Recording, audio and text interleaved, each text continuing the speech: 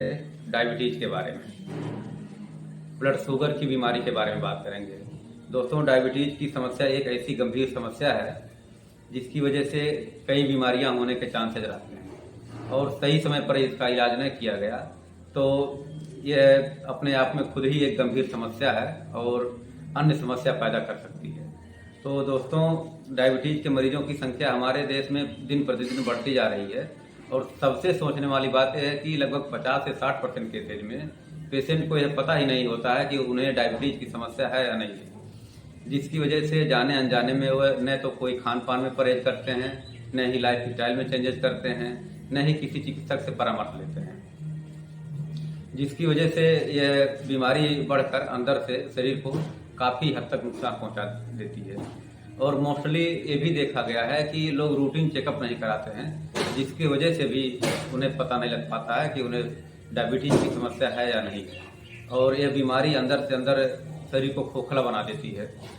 तो दोस्तों, ये सब ध्यान में रखते हुए आज हम कुछ लाइफ स्टाइल टिप्स और दवाइयों के बारे में बात करेंगे, चर्चा करेंगे। तो दोस्तों, यदि आपको डायबिटीज की समस्या है तो आपको कोई भी चीनी युक्त चीज़ें, मीठी चीज़ें नहीं लेनी है, ग्लूकोज युक्त चीज़ें नहीं लेनी है और आपको खान पान में ध्यान देना है। आपको डेली योगा और मेडिटेशन करना है और आपको तनाव मुक्त रहना है, इसलिए कि उस समय भी आपका शुगर लेवल बढ़ता है जब आप स्ट्रेस में होते हैं। आपको लगभग आधे घंटे से लेकर 1 घंटे तक मॉर्निंग वॉक करना होगा। ऐसा आप हफ्ते में यदि 6 दिन ही करते हैं तब भी जो है यह आपके डायबिटीज को कंट्रोल करने में के लिए कुछ मदद करेगा। दोस्तों, डायबिटीज को कंट्रोल करने के लिए आपको अच्छी नींद की भी ज़रूरत पड़ती है, तो आपको लगभग 6 से 8 घंटे की पर्याप्त नींद की भी ज़रूरत होगी। और दोस्तों, आपको अपने खान पान में घी, तेल, मलाई, चिकनाई युक्त चीज़ें भी कम लेनी है, इसलिए कि फैट भी हमारे शरीर के ब्लड शुगर को कंट्रोल करने नहीं देता है। तो दोस्तों, ये सब ध्यान में रखते हुए जो है आपको लगभग हर महीने अपने ब्लड शुगर का जांच कराते रहना चाहिए, फास्टिंग ब्लड शुगर और पीटी ब्लड शुगर, जिससे आपको यह पता लग पाए कि आपका ब्लड शुगर लेवल कितना है।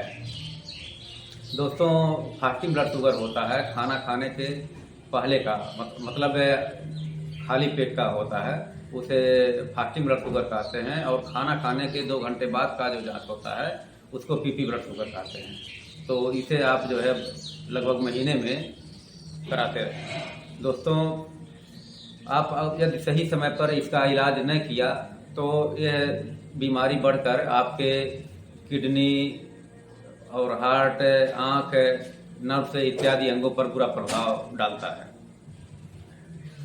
और लेकिन दोस्तों, एक बात और है कि सबसे महत्वपूर्ण बात यह है कि यदि आपका शुगर लेवल बहुत ज़्यादा बढ़ा हुआ है तो आपको सिर्फ लाइफ स्टाइल चेंज करने से और खान पान में चेंजेस करने से यह कंट्रोल नहीं होगा।